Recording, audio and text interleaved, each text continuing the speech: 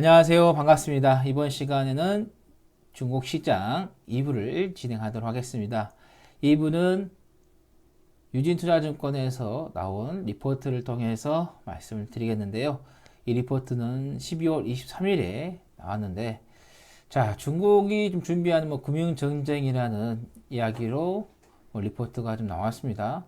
허지한 강대석 애널리스트가 좀 작성을 했는데, 우리가 이 리포트가 중국에 대한 이야기 좀 잘 나와 있기 때문에 한번 살펴보고 또 앞으로의 중국 시장에 대해서도 우리가 나름대로 대응을 좀 세워보는 게 좋겠다라는 말씀 드립니다. 자, 지난해였죠. 이제 20년도가 되겠는데 2020년도에 중국 일부의 국유 기업들이 부도가 났습니다. 그러면서 중국 시장에 대한 회의가 많이 발생을 했는데, 자, 여기 보시면은 중국 기업 부채 증가폭이 좀 상당히 좀 가파르다라는 이야기가 좀 나오고 있습니다. 국내 시장도 좀 나왔죠. 한국도 좀 나오고 있는데, 다른 국가들 비해서 중국이 기업 부채가 증가를 좀 하고 있는 게 조금 시장에서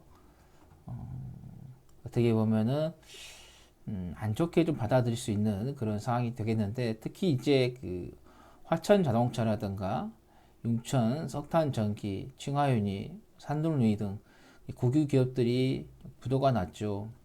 칭화윤희 같은 반도체, 그 다음에 산둥루이 같은 경우는 의류 쪽 관련된 사업을 좀 하고 있는데, 이런 기업들이 좀 부도가 나면서 중국 기업에 대한, 그래서 회의적인 이야기가 좀 많이 나왔고, 우리 시장에서도 마찬가지입니다. 믿을 수 없다. 중국 시장은 어떻게 될지 모르니까. 특히 최근에는 엔트 그룹 같은 경우도 상장을 앞두고 있다가 중국 정부의 리스크가 발생하면서 중단이 되는 그런 상황이 발생했기 때문에, 그래서 중국 시장의 최고의 리스크는 중국 정부다라는 말이 있을 정도로 상당히 좋지가 않은, 그러니까 평가가 좋지 않은 상황이 좀 되고 있죠. 그런데 우리가 주식을 좀 하다 보면은 여러분께서도 아시겠지만은 어느 나라나 이 정도의 문제는 다 가지고 있지 않느냐. 국내 같은 경우도 IMF 직전에 많은 기업들이 좀 어려웠을 때 아니다 아니다 했는데, 막상 이제 뚜껑을 열어봤더니 부실한 기업들도 상당히 많았었죠. 특히 한복 기업, 그 다음에 기아 자동차 같은 경우도 문제가 좀 발생을 했었고, 또 미국 같은 경우도 서브프라임 모기지가 터지면서 리만 브라더스, 세계적인 금융회사죠. 이 회사도 문을 닫는 형국이 좀 됐고, 또 최근에는 중국의 루신커피가 분식 해결로 인해서 문제가 됐고, 그 다음에 미국의 니콜라 자동차 수소차 만드는 회사로서의 상당히 하나 그룹하고도 계약이 되면서 시장에서 부각이 되었던 그런 부분인데, 뭐 헤지펀드 쪽에서 저거는 그냥 높은 곳에서 언덕에서 그냥 차를 굴린 거다, 수소 연료에 의해서 움직인 거 아니다라고 좀 이야기가 나왔듯이, 어느 국가나 항상 이런 이야기는 좀 있는 것 같습니다. 근데 특히 이제 중국 같은 경우는 공산주의 국가다 보니까 그 부분에서 국가가 차지하는 비중이 많으니까 좀 더 부정적으로 좀 봐지는 그런 부분도 있습니다. 저도 한편으로는 조금 믿기 어려운 그런 상황이 좀 되고 있고요. 근데 그 부분이 있다고 해서 전체적으로 중국 시장을 완전히 불신할 필요는 없다라고 좀 보이고요. 그 다음에 중국 국有기업이 이제 이익이 좀 개선을 좀 주도를 하고 있다, 이렇게 보시면 될 것 같습니다. 20년도에 국有기업이 플러스 43.3%가 잡혀 있는 상황이 좀 되고 있고요. 그 다음에 이제 이걸 조금 더 뒤로 가서 좀 보는 게 좋을 것 같아서, 이게 20년도에도 중국 본토 증시로 회의 자금 유입이 좀 되고 있다라고 하고 있는데, 이거 뒤에 가면은 좀 더 비교할 수 있는 게 있기 때문에 뒤로 넘어가서 보도록 하겠습니다. 그 다음에 2001년도에 중국이 WTO에 가입을 했습니다. 그 이후에 보면은 중국 수출이 10배 증가가 됐다. 2001년도 9.11 테러로 좀 기점을 잡은데, 그때 가입하면서 세계 공장이 됐죠. 이게 이때만 해도 어떤 케이스였냐면은 유가가 지수하고 반대로 가는 형국이었어요. 그러니까 유가가 빠지면 지수가 가는 형국이었는데, 이 기점으로 인해서 유가하고 시장하고 같이 가는 형국이 좀 만들어졌어요. 그러니까 주식 투자를 하다 보면은 과거에 이랬으니까 미래도 현재도 이렇게 갈 거라는 그런 생각을 하시면 안 된다. 이 기점으로 해서 변화가 좀 됐었고, 그다음에 2007년도에 서브프라임 모기지 위기를 하면서 스마트폰이 나와가지고 시장을 어때요? 바꿔놓은, 항상 어떤 위기가 오면은 새로운 산업이 형성이 되고 또 육성을 시켜서 형성을 시키고 하면서 그 위기를 벗어나는 게 전체적인 지금까지 시장의 흐름이었다. 그래서 그 뒤로 해서 중국은 세계 최대 인터넷 생태계를 형성하게 되죠. 그리고 20년도에 코로나19 위기로 해서 21년도에 부채 개혁과 이하나 국제화를 본격화할 것이다. 21년에는 의회의 금융시장 주인공이 이하나가 될 가능성도 생각해 보겠다라고 좀 보고 있는데 조금 더 뒤로 가서 보도록 하겠습니다. 자, 보시면 코로나19 충격을 회복 중인 중국 산업 생산인데 중국, 한국, 미국 이 세 개 국가를 비교해 보면은 중국은 한 7 정도 될 것 같아요. 7% 정도 될 것 같고 국내 시장은 한 3% 정도 될 것 같고 미국은 마이너스예요. 이 산업 생산 자체가 중국이 훨씬 더 회복이 더 빠르다라고 보시면 될 것 같고 그 다음에 중국 수출도 급격히 증가를 하고 있다. 보시면 쭉 코로나 때문에 빠졌다가 빠르게 좀 증가하고 있고 그 다음에 소매 판매도 회복을 하고 있습니다. 자, 보시면 7월 지나고 나서부터 가을 들어가는 그 시점에서 보시면 소매 판매도 마이너스권에서 회복을 하면서 플러스권이 올려놓은 한 3 정도 될 것 같습니다. 그리고 미국과 독일 수출은 급격히 당연히 미국하고 관계에 있어서는 좋지가 않으니까 수출이 급격히 감소가 되겠죠. 근데 독일 같은 경우는 일부에서 말씀드린 것처럼 이제는 서서히 이게 감소가 줄어들겠죠. 전기차, 통신, 금융 등 개방을 좀 하기 때문에 그래서 이건 조금 변화가 있을 것 같다라는 거 좀 말씀드리겠고 아까 말씀드렸죠.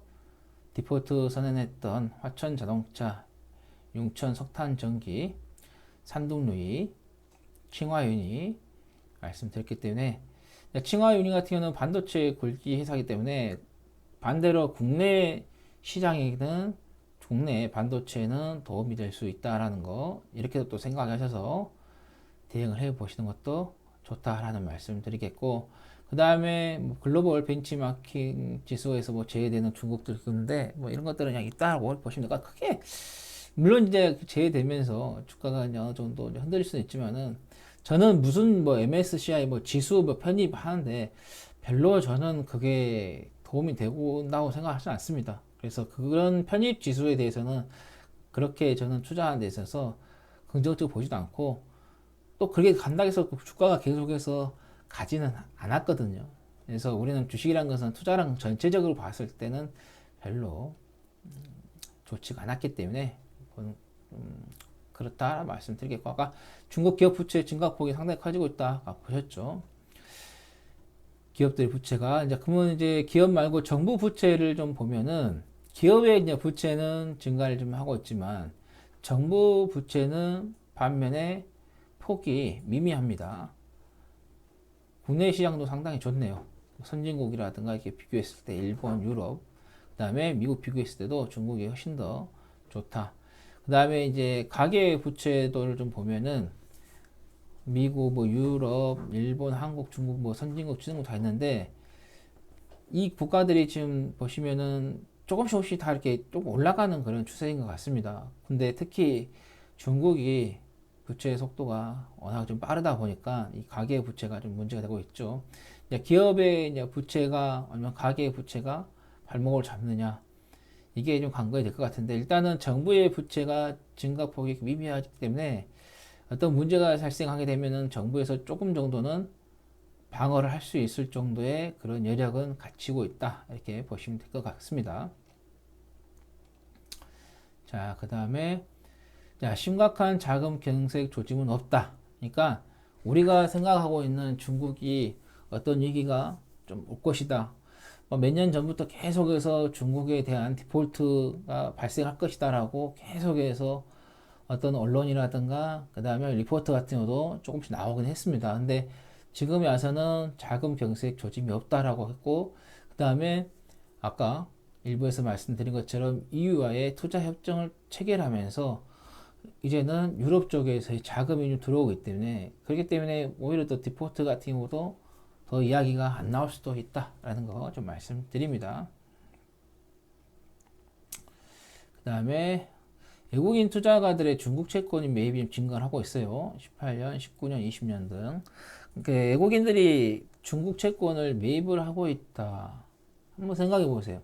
우리도 이제 투자를 하면서 뭐 외국인 기관 등이 하는데, 보시면 외국인들이 중국 채권을 왜 이렇게 계속 매입하고 있을까요?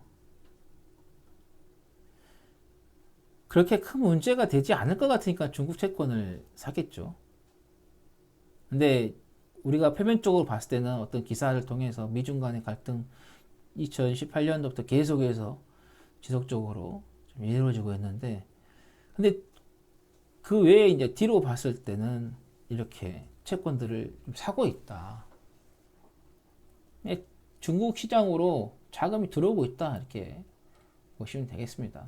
자, 자본 유출이 심각하지는 않다라고 좀 보고 있고,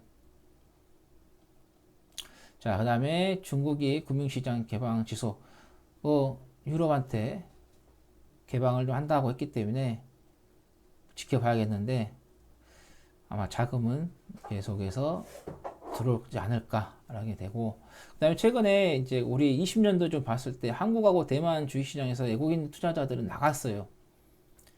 보시면, 자, 이게 파란색이 한국 코스피 거래소가 좀 코스피가 되겠고, 마이너스 19고요. 대만이 마이너스 20이에요. 그러니까 한국하고 대만에서는 빠져나가고 있다. 보시면 될 것 같고, 그 다음에 20년도에도 중국 본토 증시로 해외 자금이 유입되고 있다.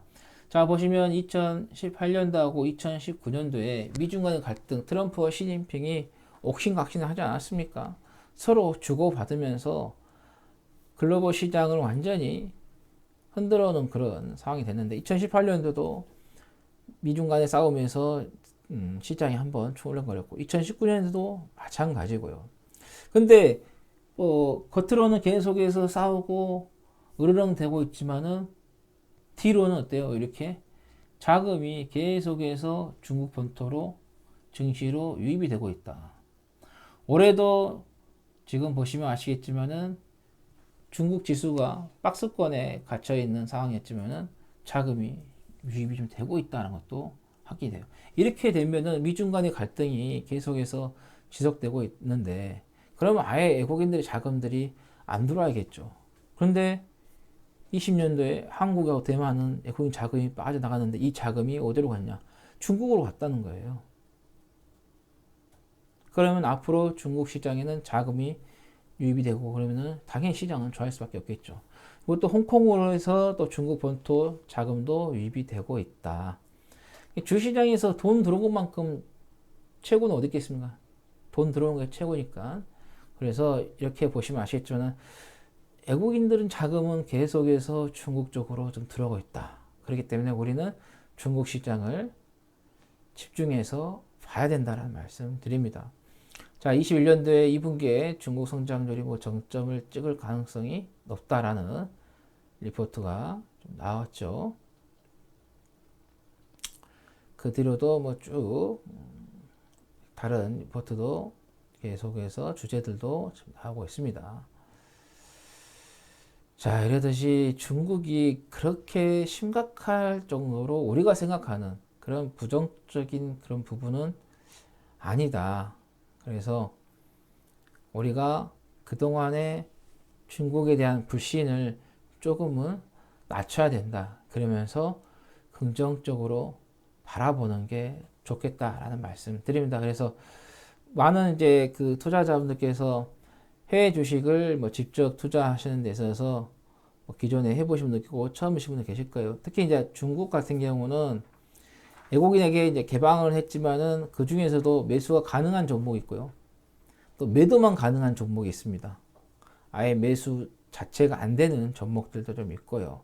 그래서 그런 것을 여러분들께서 잘 선별하셔서 하셔야 돼요. 아, 근데 이 종목이 좋은 것 같아서 매수하려 했더니 외국인들에게 매수 불가가 되는 종목들이 있기 때문에 그런 것들을 잘 조사하셔서 투자를 해 보시는 것도 좋겠고, 정말 어려우신 분들은 내가 사용하고 있는 증권사에다가 직접 전화를 하셔서 문의하시는 게 가장 빠르다라는 말씀 드립니다.